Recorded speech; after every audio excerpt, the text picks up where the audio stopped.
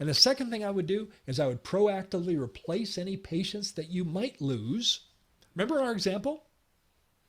He lost 12% of his patients, Yes. but it was no problem because he had proactively replaced them by digital marketing. The two things I would work on if you feel like, hey, I want to I want to make sure that my income doesn't go backwards when I drop plans.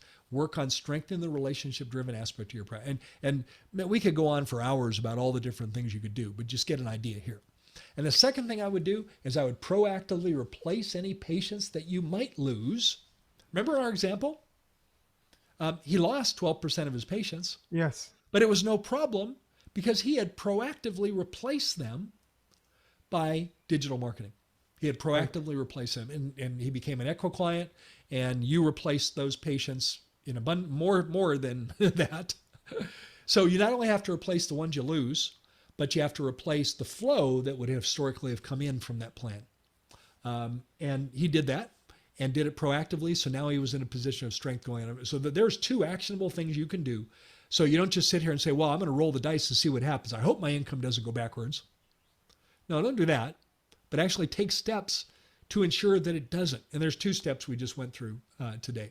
Naren, maybe you could put a link to the marketing strategy meeting with Lila. Any of our listeners would like to find out how you can help their practices like you help ours, Life Smiles, but also how you help our clients. I refer our clients to you, and I see the fantastic results with all my clients as well. So it's not like we're a one-off. It's not like you've rocked it with us, but belly flopped with all the other clients.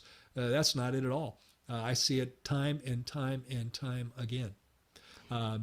It's Ekwa, www.ekwa.com /MSM, and that stands for Marketing Strategy Meeting.